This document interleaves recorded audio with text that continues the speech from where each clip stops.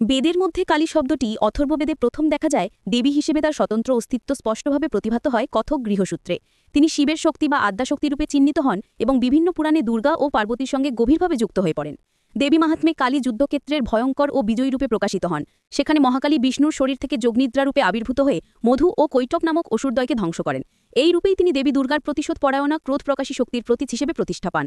স্বয়ং প্রলয়স্বরূপিণী দিগম্বরী এলোকেশী মুন্ডমালাধারিণী হস্তে মুন্ড ও রুধিরালিপ্ত খড়গধারিণী এই দেবীর বাহ্যিক রূপ দেখে দেশী ও বিদেশী অনেকেই মা কালীকে যুদ্ধক্ষেত্রের দেবী বা সমাজের প্রান্তিক শক্তি হিসেবে চিহ্নিত করে থাকেন। এদের মধ্যে গবেষক ও সাধারণ মানুষ সকলেই আছেন। সম্ভবত মা কালীর সর্বব্যাপী আধ্যাত্মিক রূপের ব্যাপারে কোনো ধারণা না থাকার জন্যই তারা এমন করে থাকেন। নমস্কার, আপনারা দেখছেন মহাবিদ্যা চ্যানেল। এখানে কালী পূজা অবধি আমাদের সবকটি দিন হবে শুধু কালীময়। যদি মা কালী সম্বন্ধে তথ্য ও তত্ত্ব সমন্বিত এমনই ইন্টারেস্টিং ভিডিও দেখতে চান তবে আমাদের চ্যানেলটিকে সাবস্ক্রাইব করতে ও নোটিফিকেশনের বেলটি প্রেস করতে ভুলবেন না। দেবী ভাগবত কালিকা পুরাণ তথা শ্রী মহাভাগবত অনুসারে আদ্যাশক্তি পরমা প্রকৃতি কালী পরম ব্রহ্মের সত্যস্বরূপ পূর্ণ প্রকাশ মূর্তি। তিনি সগুণ, নির্গুণ ও গুণাতীতা। তিনি শক্তির চূড়ান্ত প্রকাশ এবং সমস্ত ব্রহ্মাণ্ডের জনয়িত্রী, পালয়িত্রী ও কলয়িত্রী। তিনি পূর্ণব্রহ্ম সদাশিবের চেতনা স্বরূপিণী ত্রিদেব জননী। দেবী মাহাত্ম্য অনুসারে চণ্ড ও মুন্ডবধের সময় দেবী দুর্গার কপাল থেকে উদ্ভূত কালো আভা থেকেই জন্ম নেন কালী। তিনি বাকচর্মবসনা গাঢ় নীলবর্ণা অগ্নিদৃষ্টিতে দীপ্ত অসুরমুণ্ড মালা পরিহিতা ভয়ঙ্করী দেবী।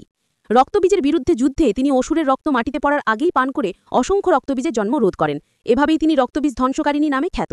এই দৃশ্য দেবী মাহাত্ম্যে দেবীর অপরাজেয় সর্বনাশিনী শক্তির প্রতীক হয়ে ওঠে, যা আবার ব্রহ্মাণ্ডের সাম্য ফিরিয়ে আনে। অন্যদিকে শিব ও পার্বতীর সঙ্গে তার সম্পর্ক গভীরভাবে পৌরাণিক। পার্বতী যেখানে মঙ্গলময়ী, শান্তিপূর্ণ এবং সংসারী দেবী, সেখানে কালী তার বিপরীত শক্তি, অস্থিরতা, তাণ্ডব ও মুক্তির প্রতীক। লিঙ্গপুরাণে দেখা যায় দারুকাসুর বধে পার্বতী শিবের সঙ্গে মিশে কালী রূপ ধারণ করেন। বামন পুরাণে বলা হয়েছে যখন শিব তাকে গাঢ় নীল কালী বলে সম্বোধন করেন তখন পার্বতী ক্রোধান্বিতা হয়ে তপস্যা করেন এবং গৌরী রূপ ধারণ করেন। তার অন্ধকারে বরণ থেকেই জন্ম নেয় কৌশিকী, যিনি ক্রোধী কালীকে সৃষ্টি করেন। এইভাবে কালী পার্বতী ও শিবের সম্পর্ক প্রতীকী। যেখানে পার্বতী শিবকে শান্ত করেন সেখানে কালী সাক্ষাৎ সময়রূপী মহাকাল শিবের তাণ্ডবকে পরিপূর্ণ করেন, অর্থাৎ তিনিও নিজে সময়ের স্ত্রীলিঙ্গ। শিব যেখানে শান্ত, পার্বতী সেখানে শান্তির সহচরী। শিব যেখানে ধ্বংস, কালী সেখানে সেই ধ্বংসেরও রূপান্তর।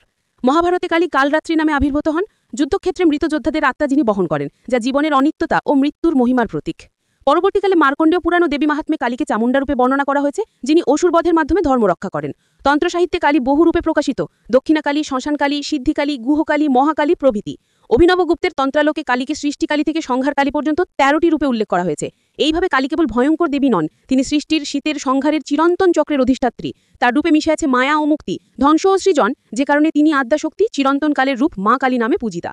আমাদের পরবর্তী ভিডিওগুলিতে আমরা মা কালীর বিভিন্ন রহস্য নিয়ে আরও গভীরভাবে আলোচনা করব। সঙ্গে থাকুন এবং আমাদের ভিডিওগুলি ভালো লাগলে শেয়ার করার অনুরোধ রইল। কমেন্টে জানান যদি মা কালীর ব্যাপারে বিশেষ কিছু আপনাদের জানার থাকে। সকলে ভালো থাকবেন। জয় মা কালী।